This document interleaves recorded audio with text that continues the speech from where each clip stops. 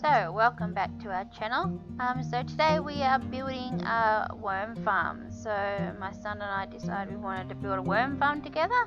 So here is the process of breaking up the soil and putting in. We just got a kit from Bunnings, pretty simple. I can link it down below. Yeah, so here I am building it. Wasn't too hard, pretty straightforward. It comes with all the stuff that you need to get started. Little tap goes in. It was a bit of a bugger to put in, but got there in the end.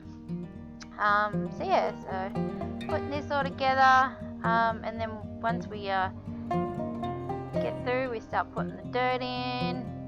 My son was having fun recording, so if it's a bit choppy, that's why. Now we did this last November, so it is a little bit behind at times, but I thought I'd still put it up, thought you guys would be interested. Now I purchased the worms. I got 1,000 worms to start off with. Once again, just got that from Bunnings. So I'll put all this link down below, so if you're interested. And then yeah, so after this I've got another video. It's about a month later, and it's doing a bit of maintenance on it and seeing how it goes. So yeah, so it was recorded in November, so this probably would have been a month before, so September. Yeah, so if you enjoy, thanks, enjoy. Hey everybody, welcome back to my channel. It's been a little while, but I am back. So in the last couple of videos I did a worm farm with my son, and I thought I would give you a little update on how it's going. So this is the worm farm. Doesn't look very appetizing, but it is for the wormies. My son's just chucked some eggshells in. So basically it's been about a month and they're doing really well. At the moment they're down underneath. See, they're there, there's some there. So at least once a fortnight or once a week if you can, especially in the warmer weathers, they like to have some maintenance done. So that's like coming in, checking to see how the breakdown of all the food's going, and getting clean. They actually don't like a dirty area. So I'm going to show you how to do some maintenance on the worm garden and collect some liquid gold, which I will explain in a moment. Awesome, here we go.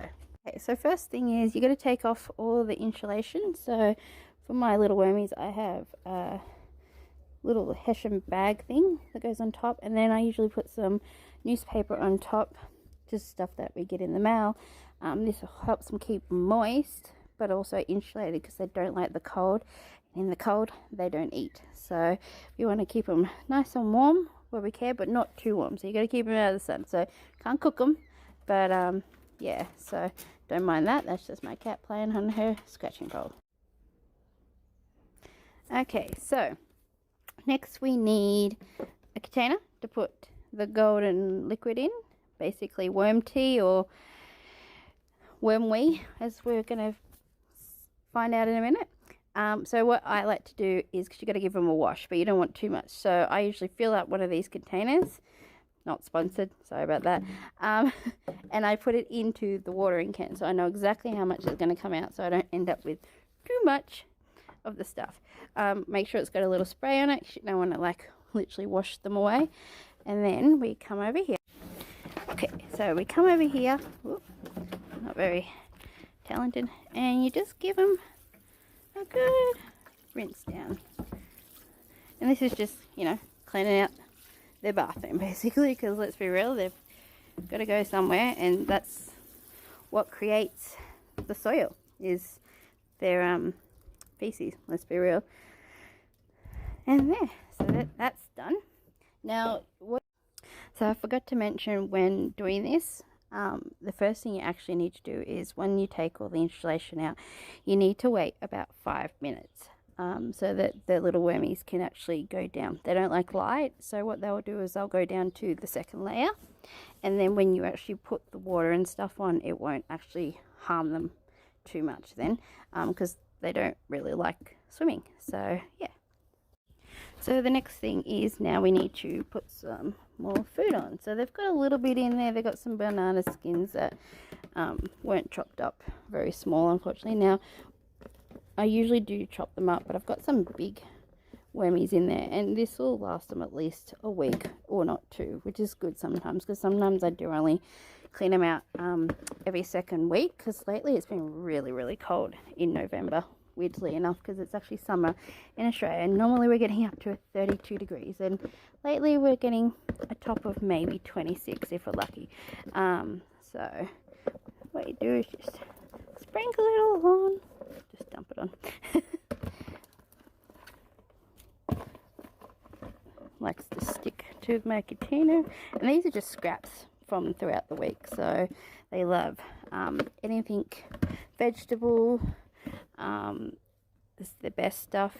They like anything that can be broken down. They don't mind chopped grass and stuff, like mow grass or grass. So when my husband mows the grass, sometimes I'll put that on top. It's great for insulation as well. They don't like meat. Don't ever put meat products, and they don't like anything citrusy or acidic. So tomatoes, any citrus fruit, because it actually burns them and will kill them. So they don't like that at all. So don't do that.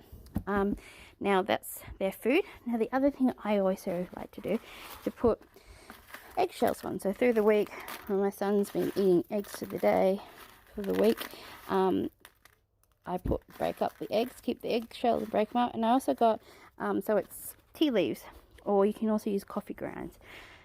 So yeah, so you just sprinkle these on. It's great for their digestion system. Helps give them a bit of grit as well, so they can climb around on it, because it gets a bit slimy in there after a while. So you do that, and then I put this stuff on. Oh, running out of time again. I'm great at that. And it's just stuff to help them so they can eat more. Got it from Bunnings. Quick and simple. Helps to keep the pH level good and things like that. And then we'll put the insulation back on, and I'll come back for part 3 and show you how to collect the worm tea. Part 3 won't be as long. So put the little down in the side here, you should have a little tap, and during the time of you doing your maintenance, the water's had time to go down and filter through. So you turn this on very carefully, and the wee and all the lovely other stuff starts coming out. Mine's got a bit of a drip. I'm not quite sure. I might have to put a little seal. Okay, back here. Sorry, we ran out of time because I did the wrong time length. So here we are with the juice. Lids on, all good. Taps turned off. Make sure you do that. Now we're mixing this up. It's 1 part the worm tea, 3 parts water, because it can be quite acidic on the plants. And what you do is you put it on your plants, your vegetables. They love it. Your garden vegetables, obviously, not your food vegetables ready to eat.